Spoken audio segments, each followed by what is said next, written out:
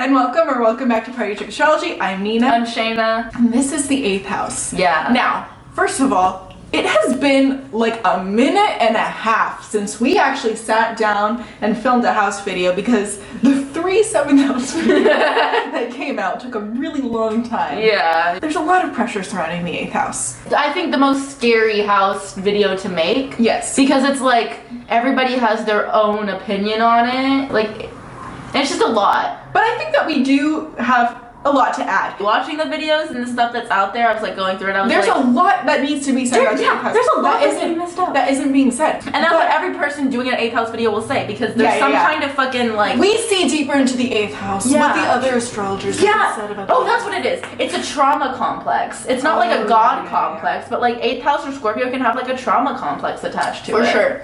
Now this is the 8th house in astrology. So in this video, we're going to talk about what the 8th house means in your birth chart, what it means to be an 8th house person, without going specifically into the planetary placements in the 8th house, which we will get into in the next video. Which we'll probably also do in 2 parts. I'm assuming we might. We'll see. We'll play it by ear. Yeah. Just to let you know, we offer readings. You can go to partychickastrology.com/shop to see the readings that we offer. Everything is in stock except for our Drag Me readings. And our astrology course is still available and will begin after our house series is over. You can also follow us on Instagram to know when the Drag Me readings are back in stock. Let's quickly recap the houses. Yes, I think this is a good way to introduce the 8th house because you hear a lot of times like the 8th house is the house of death, sex, and regeneration. And you're like, okay, where did that come from? So let's recap. You're born. You get a first impression. Then you start to figure out that you have hands and like you can do things and your blanket means a lot to you. Yeah. Then 3rd house. off to school. Bye, bitches. Learn about everything that is outside of your comfort zone, but not too far outside because it's still Yeah. It's in the community. It's your kind of just community. getting to know what's around you more. Yeah, you went to school, you come home from school. 4th house, baby. What is your comfort? What is your default, your family life? And then, house 5, after school activity. Yeah!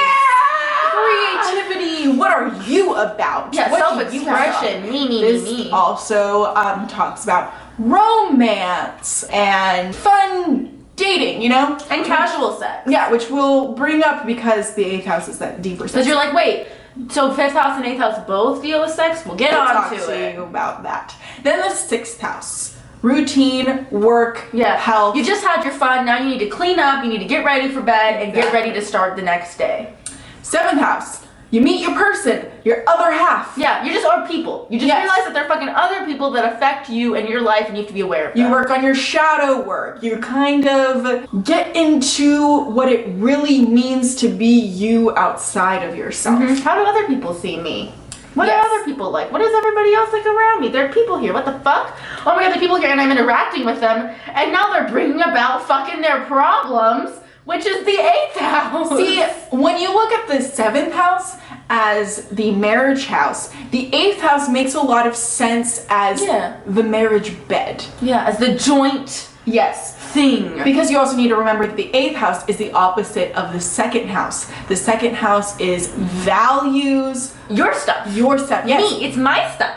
So the 8th house is really about when to become one. Yeah, and also just about other people's stuff, your family's problems, other people's problems. Like it could be generational stuff even that is passed down from your ancestors. It's just when you get involved in 7th house relationships and you go deeper into them, the second that you break that bridge of like, oh shit, I'm letting them in on some personal stuff, that's you entering the 8th house of a relationship. Yes. And the 8th house truly supports the 7th house. Well, without the 8th house, you just have these kind of more superficial kind of connections. And the 8th house is like, okay, but when we merge as one person, who do we become? What is this thing like when I let somebody in really deep? And so it's about when two become one in all of those things. Sex and money. It rules taxes as well. So it's literally joint. It's joint values. Where the 2nd house is like mine, me. This is what belongs to me. The 8th house is this is what belongs to us. And then that's why it's that kind of deep sex. It's the marriage bed. It's like it's the you stare and you in the eyes. Yes. intense. You and I are making love. Yeah. We're creating something deep and intimate. It is a deep and intimate house. This isn't like, also, haha, should we wear a condom or not? You know what I mean? It's also death because it's the death of the individual as you meld two people, as you really become one, become this, and it rolls the occult. After marriage, it's all of that post-wedding, post-honeymoon kind of, these are the serious things that no one talks about. Have you noticed that, like, the divorce rate in America, at least, is like 50%? But, I mean, I guess this happens more now, but typically people don't talk about the nasty things in for most of the world, it's very taboo, and we're only in marriage. Yeah, in marriage. We're only breaching that now, little by little. It's all that really nitty-gritty stuff that you don't share. The occult doesn't mean like drawing pentagrams in the ground and summoning Satan, right? It's just whatever is hidden. Yeah. So the 8th house is a very hidden house, and it's the house that's ruled by Scorpio, if you didn't already know. So that's where Scorpio gets the rap of being very secretive, only letting in the inner circle know their true, deep feelings and self. Yeah, the 8th house is commonly referred to as a prison. And I think it also rules actual prison, because if you don't get your 8th house shit figured out, you're not going to be in just figurative prison, you're going to be in literal prison now. Yeah. You know? And also, prison is our tax dollars. Yeah, exactly. Our shared money going into... Yeah, and this might be getting way ahead of myself, but I've been thinking, because when you first hear, like, it's sex and regeneration and death, and then you're like, other people's money? Yeah. Like, that's like the fourth thing people will throw in and not describe it, but it's only other people's money in the world that we're living in. In the second house capitalistic society that America at least is living in, is because if something goes wrong, if some kind of 8th house traumatic thing happens, like, not to be fucking serious about the bat, but like, if you're fucking, let's say your teacher, it comes out that he molests you, that's 8th house, right? That's that trauma being put in there. And then what do you get as a reward? Money. It's somebody else's money. That's what you get, and that's why it rules other people's money, because it's what you get from being settled in a court case, basically. So if this wasn't a financially run society, it wouldn't, obviously it wouldn't have to do with money, but because of that, Yes. yeah. But the 8th house is about sharing in all aspects, and a lot of times that comes out in money. Emotional, and sex, physical. and then there's death, right? That is because it all falls under the umbrella of hidden things, taboo things, things that people don't like to talk about, dark things that a lot of people, if you don't have energy in the 8th house, a lot of people won't think about. A lot of people don't pay a second mind to astrology, because why would they think about it? Or just might not dwell on death as much. It might not be a focus of their life as much as somebody with 8th house stuff. Yes. You know what I mean? They know it's there, and they're probably going to be scared of it. They're probably just going to share most people's views of, like, death is scary and I'm scared of it. But not gonna think about it. Yeah. What's important for you, if you are an 8th house person watching this, you have it half figured out, because you have astrology. And honestly, that's true. I think that the 7th and 8th house are the houses that are most important to astrology, not in like the grand thing of like, these are what make astrology. But in terms of self-knowledge and knowing yourself. A person having knowledge of their 7th and 8th house. Yes. Yeah. I think those are the most important houses to look at to understand yourself. And 7th and 8th people knowing astrology and having it really help them, because I think 7th, 8th, and the 12th house, those people with planets in there, more than most people, because it's things that are hard to describe without astrological terms. You know, me and Nina both have one planet in our 8th house, so if you have a planet in the 8th house, you're considered an 8th house person. If you have something in your 8th house, that thing is like a prison, and it's kind of trapped in there, and you're kind of not letting it out. Like, it's that thing that when you're friends with somebody, you're like, they can know everything but what's in my 8th house, and then when you start to get close to your friends, you're like, oh shit, that thing in my 8th house, like that planet in there, like, it's gonna come out, and I cannot have this planet come out, because that's when relationships go bad, is when that planet in that 8th house comes out. I need to hide that planet. I need to keep it under wraps, because last time when I let out that 8th house planet, that's whenever all this shit went down. You know what I mean? So at the end of the day, like, it feels like it was trapped in you. It was originally trapped by some other force, right? From some astrological force, you got stuck with this 8th house planet. But after a while, you're keeping the key on it. You know what I mean? Like, you're the key holder after a while. It's up to you to keep that and you're planet in keeping there. that planet in prison. I don't like how when people say that somebody with an 8th house planet like feels deeper or is going to be more hurt by these events. The best way that I would describe it is like it's your trigger. Like what's in the 8th house. Whenever something happens, that thing is triggered, and so you're gonna come, so that 8th house person is going to have a much bigger response than somebody without planets in the 8th house, because that planet is being activated. The more 8th house planets you have and the more things in your 8th house, the more triggers you have, and so the more constantly you're feeling this 8th house energy. Whereas people with just an empty 8th house and a sign there, they're going to feel that and they're going to kind of respond to it. It's going to make sense. Why they're responding to pain, there's somebody died and they're going to go through the 7 stage, or what are the stages of grief? 6? The whatever stages, 8? 5? 5, whatever the number of stages of grief there are, they're going to go through that, right? And it's going to be a terrible process. But when you have a planet in there, it complicates things, because it's also triggering that planet and it's also triggering old wounds. Yes. Does that make sense? What I think it all stems from is back to the fact that the 8th house rules occult knowledge. It's things that people aren't seeing, right? So I think we're that presumption that 8th house people feel more, because my sun is in the 8th house. It's really illuminating all of this darkness. I often use this analogy of being in a very dark cave, and it's very scary, but if you're in there for long enough, your eyes adjust, right, and you're able to see more in the dark, to the point even where if you were to go out and see the sun, that would actually be scarier than being in your little cave, right? Exactly. So I think that when you're an 8th house person and you're in the cave and you're able to see better in the cave, it's really hard to say this without coming across as a lot of 8th house people do on YouTube. I know, there's... I'm so much better because I can see all these... You can't help but get that way, because that's what the 8th house is, honestly, so it's just gonna happen and it sucks. You can see better in the darkness. Yeah. You see stuff that is hidden. Yeah. You're more These aware... are survivors. Yeah. You're more aware of the pain that exists in the world. You're more aware of the impermanence of the world, because it rules death. And you're more affected by it. It's an isolating placement to have. Anything in the 8th house, it's isolating. Because, it's a prison. And it's back to that point of you kind of are putting yourself in that cave because the sunshine is scary now, because your eyes have adjusted to the dark. So where all of that comes from of you feel more, it's just that you see more. Yeah. You see more of the darkness. I often find looking around when I know that someone has planets in the 8th house, you get that thing, when you and I'll see people in a group and I'll recognize a kind of melancholy in them that I see in myself, like we're all at a family gathering and everyone's having fun, everyone's playing soccer and eating and talking and drinking, and you can't help but feel a little bit of melancholy just because you're more predisposed to it, having anything in the 8th house. And I'll look at like my cousin who has also his sun in the 8th house, and I'm like, I recognize that in him. Like I see like this little bit of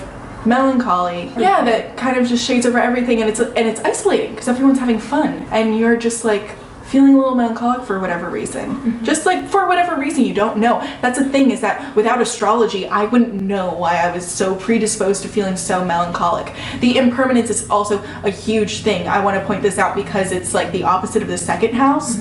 I remember being a kid and just being like surrounded by toys, and my first thought was like, well, I'm not going to be a kid forever, so what's going to happen to these toys once I'm done with them? Maybe they'll get donated, but eventually they'll get worn out and then they're gonna get thrown away, and then what happens to them? What happens when things get thrown?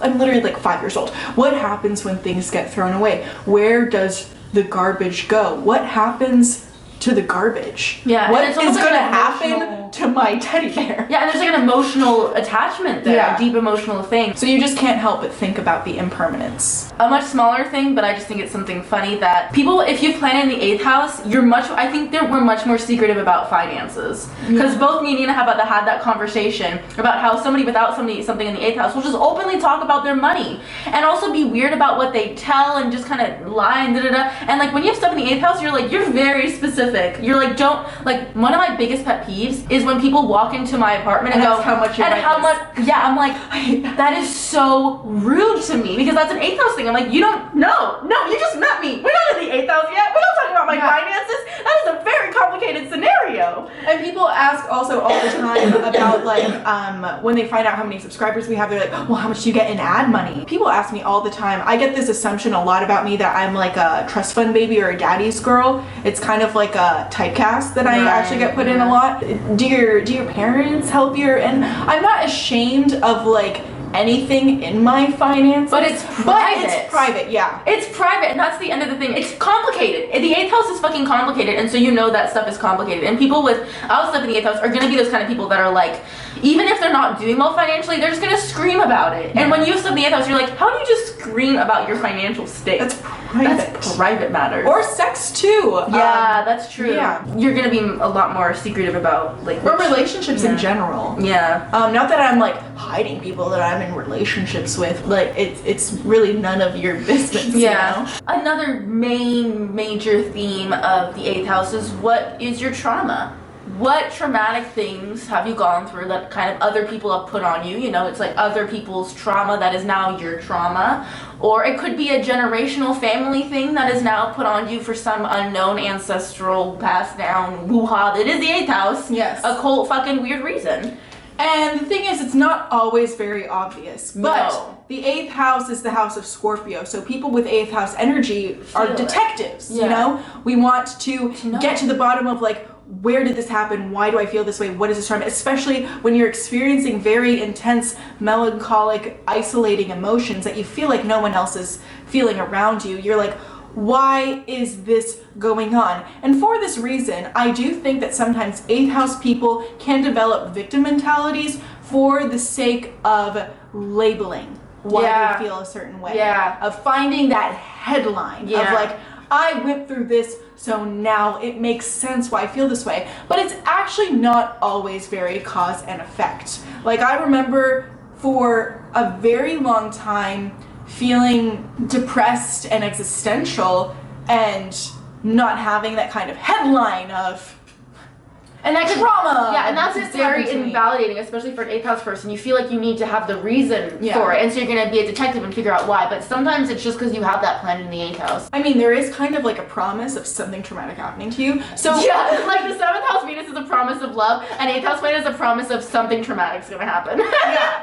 And so if you feel this kind of way for a very long period throughout your childhood and then something happens, it's also a fixed house. Mm-hmm. So you might want to like grab it and grab that label and be like, this trauma. Right. And especially if it's like your son, because it's your identity. You're like gonna identify yourself with that traumatic experience. Or it could just Or it could just be like, this is it. You know what I mean? Obsess over it too much. Yes. Do you know what I mean? 8th house is very obsessive. Yeah. You will blame whatever your 8th house trauma as for the reason for all of your problems, even unrelated to that trauma. And you might even say, yes, I know this is not related immediately, but underneath It all started from that thing. And that is kind of true. Like it did. It all stemmed from this one thing, and that it is going to cause a massive fallout and blah, blah, and go into bigger things.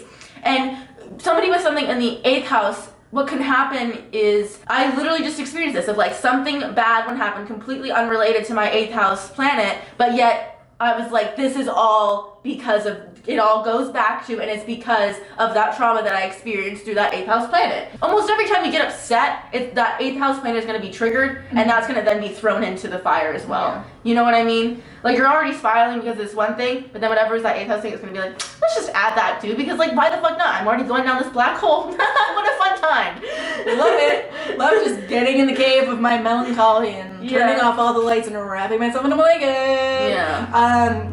That's a big thing. I was talking to someone who had a stellium of 8th house planets, and this person didn't know anything about astrology, and I was like trying to find the phrase that we would like relate to, that I was like, how am I gonna get her to understand? And I was like, from a young age, did you ever just feel the agony of being alive? Just the exhaustion of waking up and being alive? And she was like, yes. I knew it.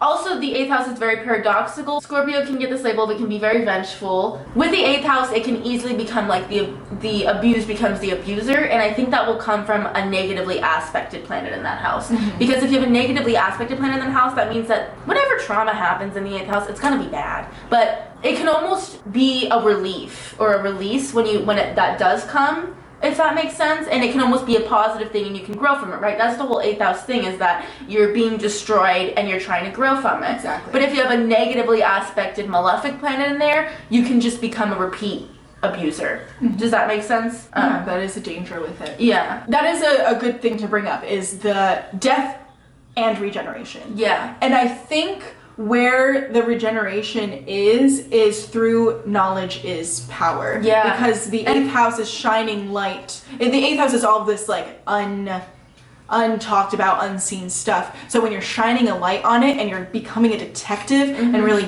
diving into it, you're trying to find purpose. It's an extremely existential house. So what you're trying to do is find what you're trying to do is trying to find purpose, trying to find reason, trying to find answers to all of your existentialism. And through that, you can rebirth. Now I'm going to get on another tangent of just things that I would like to tell my younger self as an 8th house person.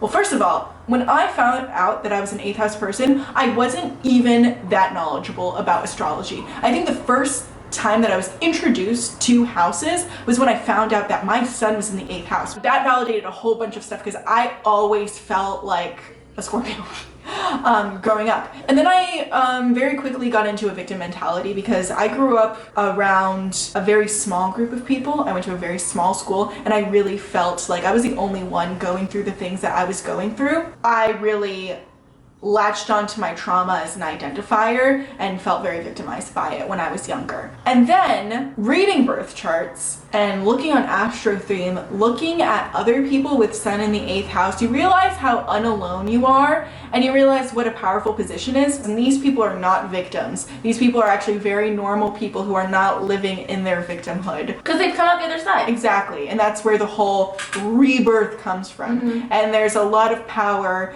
in knowledge and self-knowledge, in looking to the deepest, darkest, ugliest parts of yourself, owning that, and coming out on the other side and answering those existential questions with, well, this all happened for a reason. Like, I am 100% that cliche. I'm also Sagittarius Moon, so I'm 100% that cliche of like everything happens for a reason. Another thing that I learned through my study of yoga that I think is a very important lesson for 8th house and Scorpio people is this principle of detachment. Because 8th house people and Scorpios get really caught up with the impermanence of everything. Scorpios are known to be like very possessive, and it's very deep attachment. But that possessiveness doesn't only come from like an attachment, it also comes from fear. That fear of loss. Yeah, that desperation to cling to Yes. things. Yeah. Detachment, I always thought of as a negative word. It's a word that you see come up a lot when you talk about the Aquarius archetype, and I hated that about it.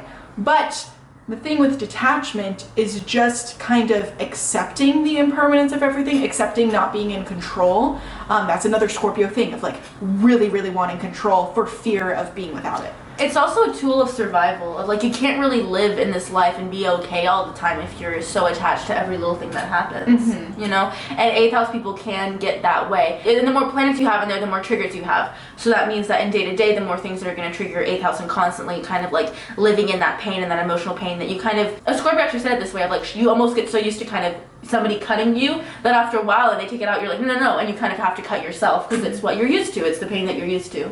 It's that staying in the cave because the sun is too bright. There's a theme of sometimes people will run from it, right? And I think everybody runs from whatever is in their 8th house for as long as they can because it's scary. It's what you don't want to confront. And everybody, you know, whether you're planted there or not, you're going to run from it, you're going to avoid it, and it's kind of what is going to almost fuel you and to keep going. And the more, like, let's say you have something very traumatic, like Pluto in the 8th house or a stellium in the 8th house, you're even more desperately running to avoid that trauma or not have to acknowledge it or deal with it. That's going to keep you propelling at life because you know the second you stop, you're going to have to deal with it all.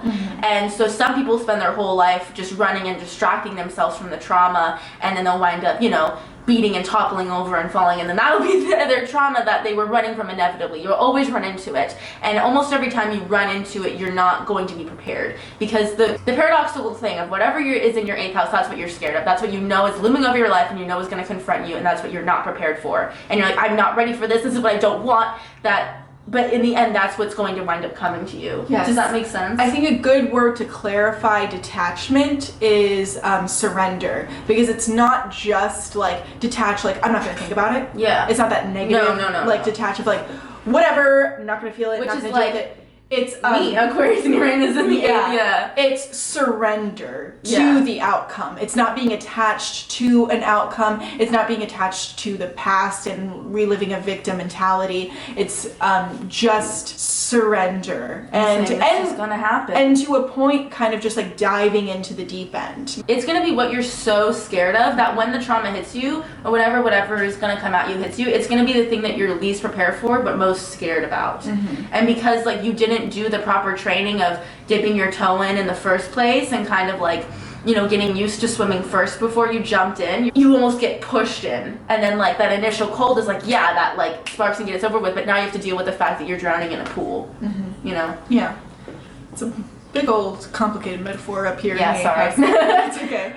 Another thing to point out with the 8th house is obsession. Like especially Pluto in the 8th house is something that will really show an obsession. Yeah. Anything that's in your 8th house is like kind of what you get obsessed over. If you have an empty 8th house, whatever sign is in your 8th house is going to be kind of like what you obsess over if you allow yourself, because it's also going to be your fear. You know, it's I feel like anyone who's into true crime is obsessed with true crime. Yeah, you know, because it's very 8th house. Yeah, a good example of like what I think is like a very classic kind of, because we like to give sometimes like sign placement examples, is I think that Scorpio Rising is the most obvious 8th house placement when you think about it, because Scorpio Risings, you got Scorpio on the 1st house and you have Gemini in the 8th house. Scorpio risings are pegged to be manipulative and use their words, and that's because they were lied to as a kid. That's why they have their Scorpio rising. They were lied to from a young age. They were manipulated from a young age, right? They were So now that's their power that they're going to use to get back at people. And it makes sense that like Scorpio rising would have Gemini in the 8th house. It also is the child. Their child had died at a young age. And they're also very curious about 8th house matters. Because Exactly. it's something that's already in the forefront. Yeah. Of their So life. just because you don't have a planet in there doesn't mean that it's not But I feel like the Scorpio Gemini one is very obvious. It's like one of the most obvious ones almost. The 8th house is also where you would look to predict death, although there are other factors. You wouldn't just look at the pure 8th house of just like this is how you're gonna die. Transits also take a huge part of all of that. And also you're going to want to take anything like that with a grain of salt. Yes. But for the sake of some party tricks, because we are party trick astrology. Totally, absolutely. You can look to the body part that sign rules. Yeah. Like Taurus, be careful of strangling. Yes. You know what I mean? Leo rules the cardiovascular system, so arteries and stuff like that. Either Saturn the planet or signs that are ruled by Saturn, Capricorn and Aquarius. Saturn is restriction. So that could be strangulation, asphyxiation, or I found that a lot of people with Aquarius in the 8th house die of basically heart disease to the point where there's so much plaque build up in their heart that the blood can't run through it anymore. It's like it's literally just like restriction of blood flow to the heart where they die. Yeah, also, you know, people with Capricorn and Taurus probably live a longer life. Yes. Whereas if you got a fire sign, you probably go out, not maybe sooner, but just a lot fucking faster. This is all party tricks and take it with a grain of salt. Also, 8th house is like psychology. People are super into the mind. You're going to be very interested in why people do the things that they do, why you do the things that you do.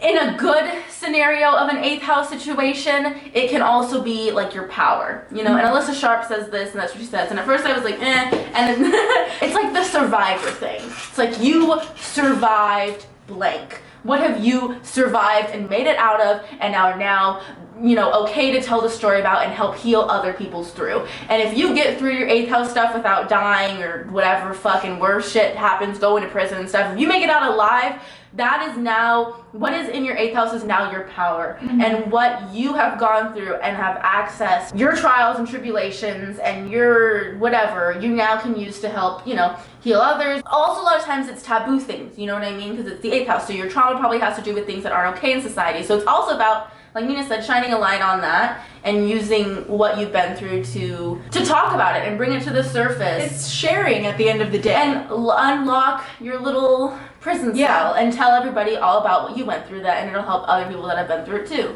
It's still like a house that's about shared value. It's also about understanding the value of things. You find you can understand your value through the 2nd and 8th house, obviously. So, we mentioned that the difference between 8th house and 5th house sex. Have we talked about that? So I think it's been implied without us directly saying, 8th house is that very deep, intimate one to become one.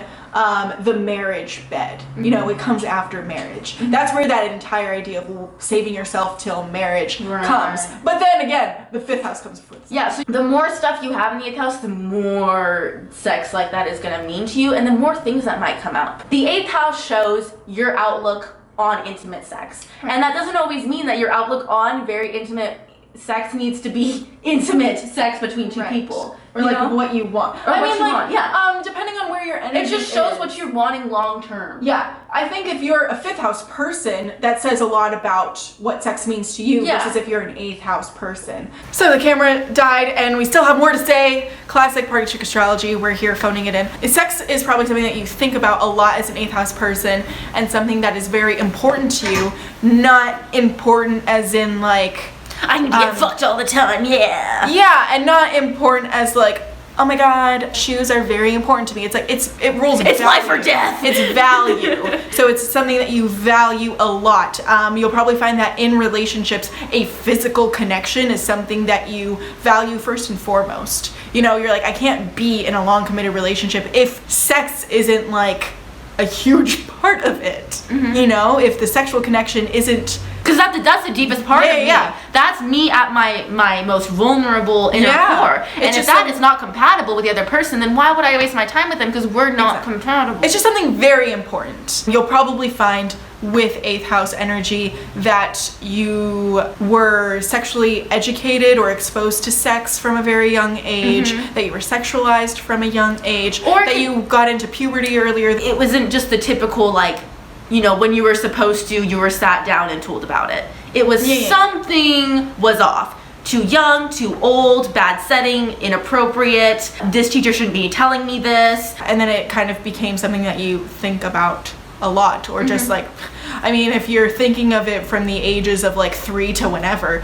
it's gonna be on your mind a lot more. It's gonna be on your mind a lot more than the ages of when do people typically learn about sex? I don't know. That's the thing. Oh yeah, I know we kind of mentioned this, but 8th house is just gonna care a lot more about death than most people. They're gonna be a lot more fixated on what happens after death. These might be people more likely to make up their own opinion about what happens after death, or latch on to somebody's opinion a lot more and identify with that thought a lot more than most. Yeah, just trying to look for some kind of meaning, some kind of answer, because you're probably from a young age get an existential crisis and start becoming very melancholy about it, and you're looking for a way out of it through it. You're not through it as in can't go under it, can't go over it, have to go through it. Right. As in looking deep into it, doing that 8th house kind of research, just getting obsessive over it and trying to find an answer. I definitely had lots of existential crises growing up,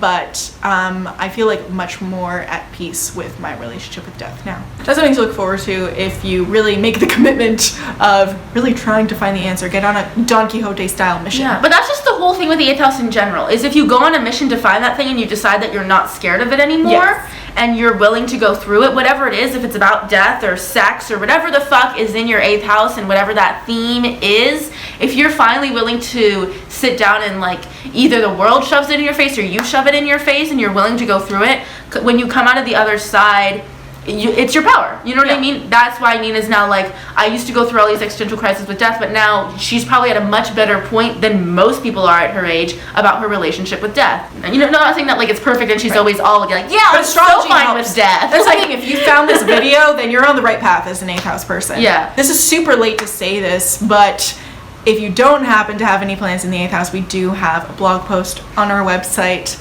that breaks down. I knew we forgot the